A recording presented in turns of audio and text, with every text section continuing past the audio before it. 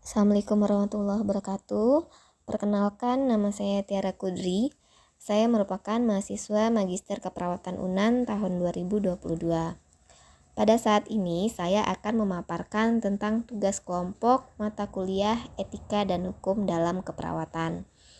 Mata kuliah ini dikoordinatori oleh Ibu Nelwati SKP MN PhD.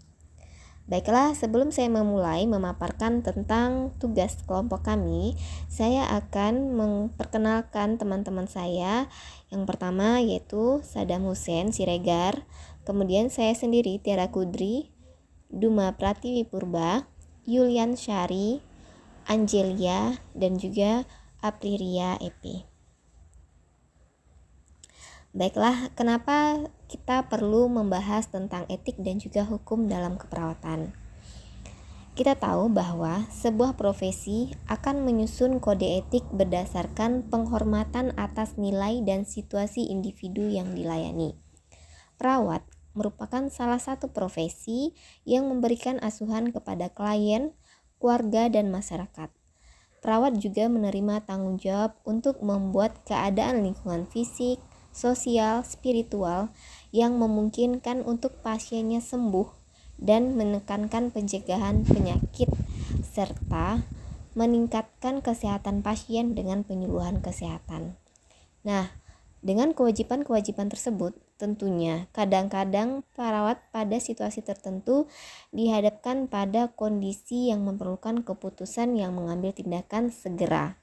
Nah, keputusan-keputusan ini tentunya didasarkan atas etik dan juga hukum keperawatan. Baiklah, sebelum saya lanjut kepada tahap berikutnya, saya akan membacakan outline di dalam tugas kami ini, yaitu nantinya akan dibahas tentang apa sih itu sebenarnya etika keperawatan dan juga hukum keperawatan. Kemudian kita akan bahas tentang teori-teori etik, prinsip etika keperawatan, istilah-istilah etik dan hukum keperawatan. Kemudian apa sih sebenarnya perbedaan di antara istilah-istilah etik dan hukum keperawatan itu sendiri? Baiklah, saya mulai. Saya akan membahas pertama tentang etik. Apa sih etik?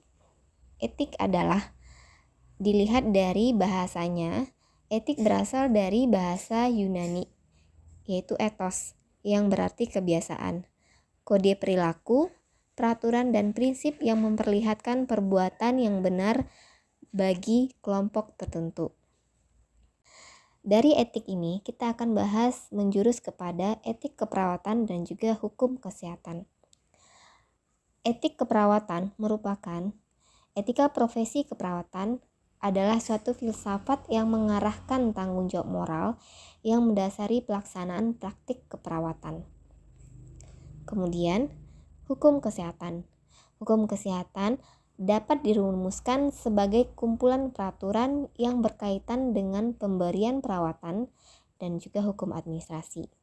Selain itu, hukum kesehatan juga dapat disebutkan bahwa semua ketentuan-ketentuan atau peraturan perundang-undangan di bidang kesehatan yang mengatur hak dan kewajiban individu, kelompok, atau masyarakat sebagai penerima pelayanan kesehatan pada satu pihak, dan tentunya pihak lainnya adalah tenaga kesehatan dan sarana kesehatan sebagai penyelenggara kesehatan.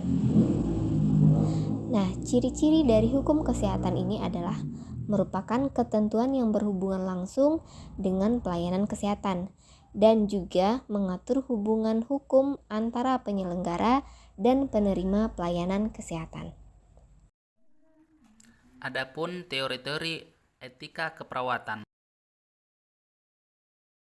yaitu yang pertama yaitu teleologi, yang kedua yaitu deontologi, yang ketiga yaitu virtue etik, yang keempat yaitu natural law etik.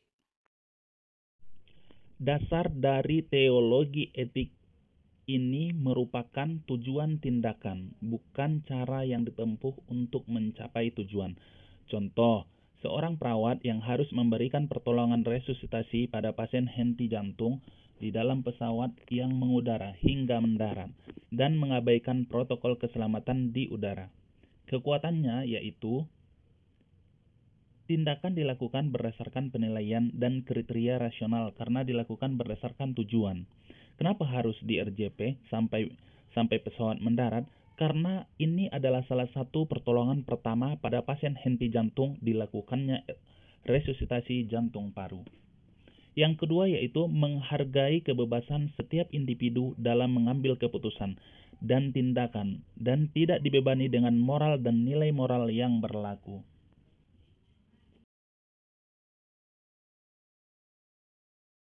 Deontologi etnik, suatu pandangan etika normatif yang menilai moralitas suatu tindakan berdasarkan kepatuhan pada peraturan. Etika berbasis kewajiban atau obligasi karena peraturan memberikan kewajiban kepada seseorang. Akibat suatu tindakan tidak boleh menjadi pertimbangan untuk menilai etis atau tidaknya suatu tindakan. Suatu perbuatan tidak pernah menjadi baik karena hasilnya baik. Hasil baik tidak pernah menjadi alasan untuk membenarkan suatu tindakan. Contohnya seorang perawat wanita yang harus melakukan pemasangan kateter kepada pasien pria dengan masalah gagal jantung, yang menolak dilakukan tindakan pemasangan kateter. Perawat tidak peduli pada penolakan pasien karena pemasangan kateter wajib dilakukan.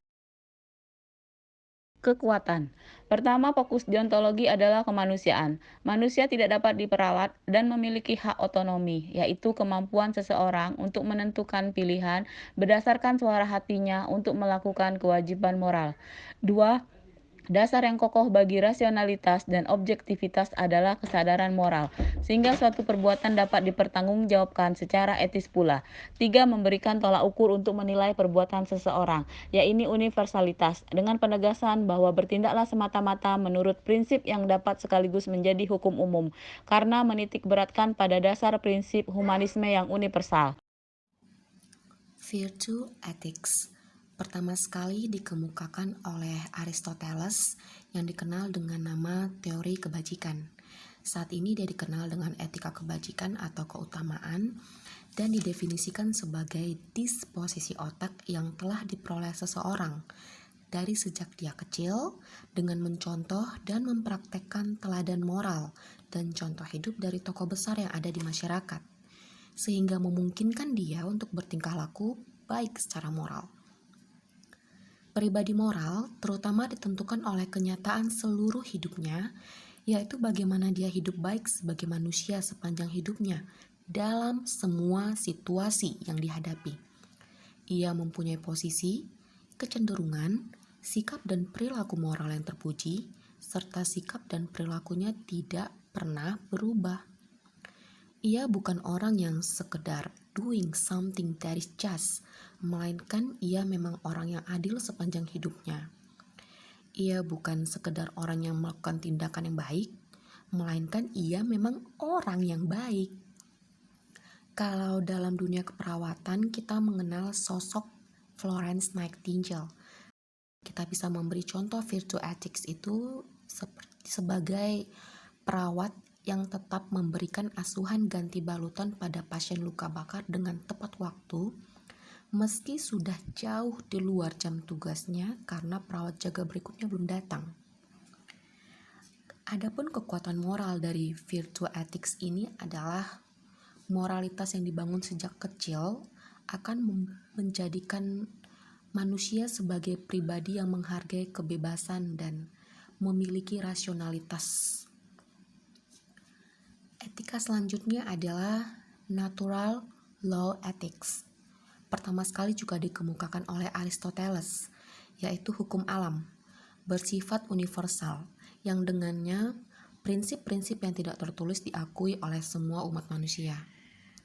Kekuatan dari natural law ethics ini adalah segala hal diatur oleh norma atau aturan, baik itu norma dalam irasional atau berdasarkan rasio Tuhan, dan norma alam rasional atau berdasarkan rasio manusia.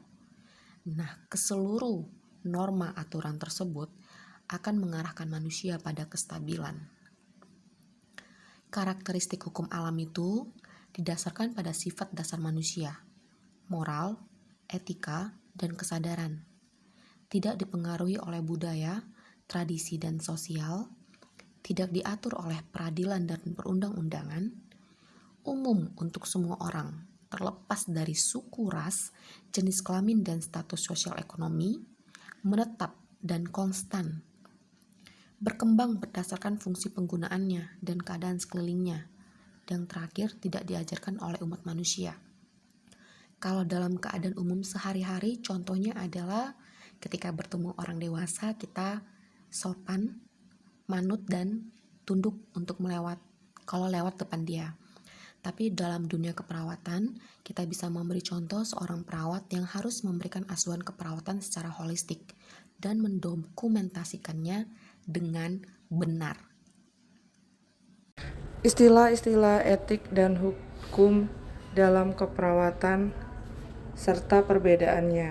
Yang pertama ada etika, etik, etiket, kode etik, moral, profesionalisme, profesionalisasi, dan hukum. Untuk Etik merupakan suatu ilmu yang mempelajari tentang apa yang baik dan buruk secara moral, atau ilmu kesusilaan yang menyangkut aturan atau prinsip penentuan tingkah laku yang baik dan buruk serta kewajiban dan tanggung jawab. Sementara etika merupakan peraturan atau norma yang dapat digunakan sebagai acuan bagi perilaku seseorang yang berkaitan dengan tindakan yang baik atau buruk. Nah, adapun etiket merupakan sesuatu yang telah dikenal, diketahui, diulangi, serta menjadi suatu kebiasaan dalam masyarakat berupa kata-kata atau suatu bentuk perbuatan yang nyata. Adapun moral adalah perilaku yang diharapkan masyarakat atau merupakan standar perilaku yang harus diperhatikan seseorang untuk menjadi anggota kelompok atau masyarakat di mana ia berada. Ada lagi kode etik yang dapat diartikan sebagai kaedah utama yang menjaga terjalannya interaksi pemberi dan penerima jasa profesi yang wajar, jujur, adil, dan terhormat. Profesional adalah seseorang yang memiliki kompetensi dalam suatu pekerjaan tertentu. Profesionalisme adalah karakter, spirit atau metode profesional, mencakup pendidikan dan kegiatan berbagai kelompok yang anggotanya berkeinginan jadi profesional. Adapun profesionalisasi merupakan proses yang dinamis untuk memenuhi atau mengubah karakteristik ke arah profesi.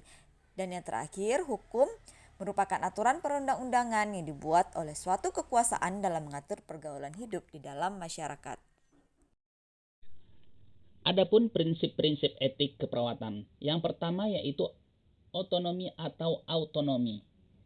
Autonomi ini didasarkan pada keyakinan bahwa individu mampu berpikir logis dan mampu membuat keputusan sendiri, memilih dan memiliki berbagai keputusan atau pilihan yang harus dihargai orang lain. Contoh, melakukan sesuatu setelah memberi informasi relevan yang penting diketahui klien dalam membuat suatu pilihan.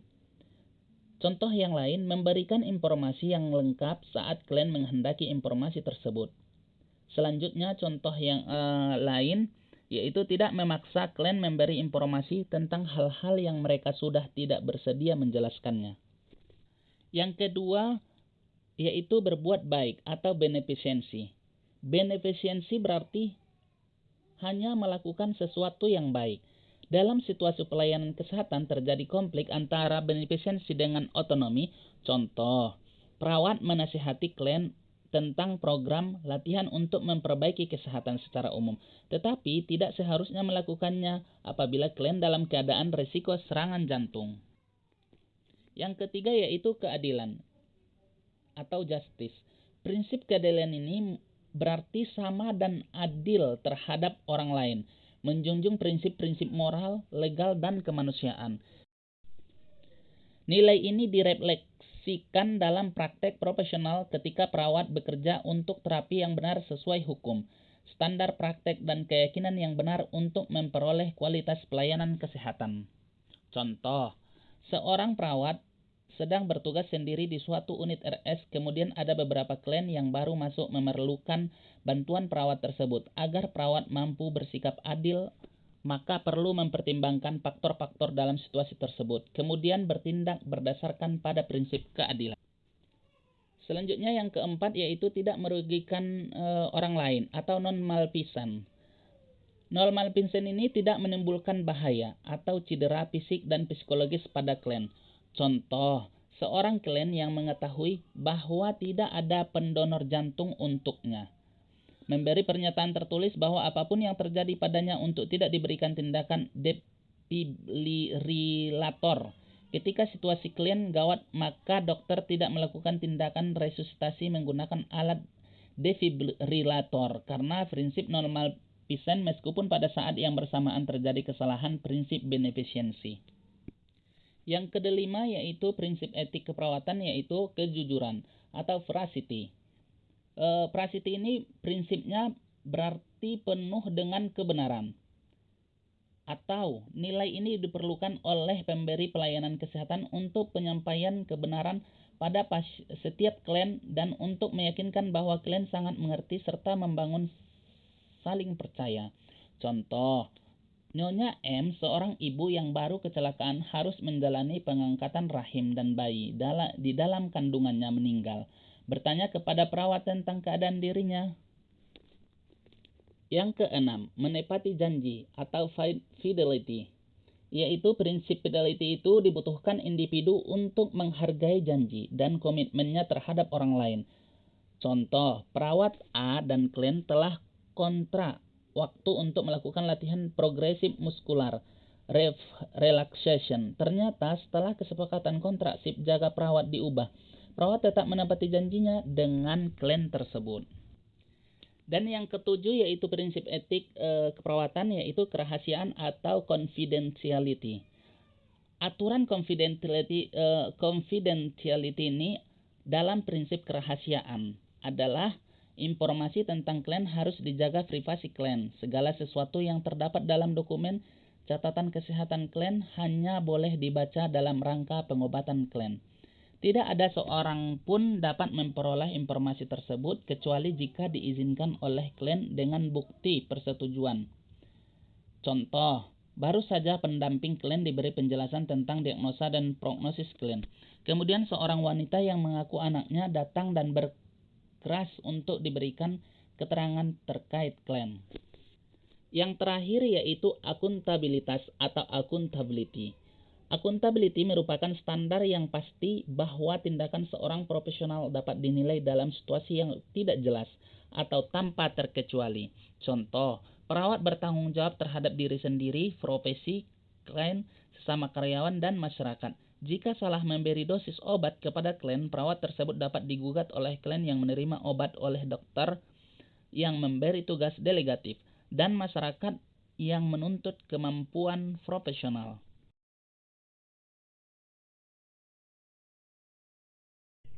Adapun kesimpulan dari makalah kami itu yaitu etika merupakan kode perilaku yang memperlihatkan perbuatan yang baik bagi kelompok tertentu. Etika juga merupakan peraturan dan prinsip bagi perbuatan yang benar dalam upaya mendorong profesi keperawatan agar dapat diterima dan dihargai oleh pasien, masyarakat, atau profesi lain.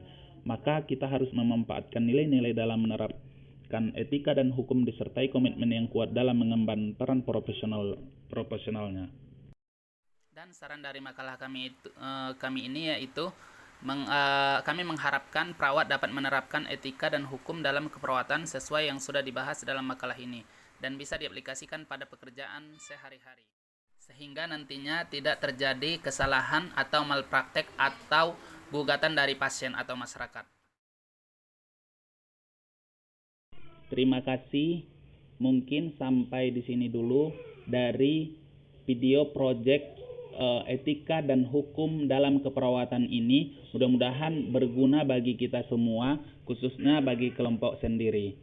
Tadinya kami mulai dengan salam, kini kami akhiri dengan Assalamualaikum warahmatullahi wabarakatuh.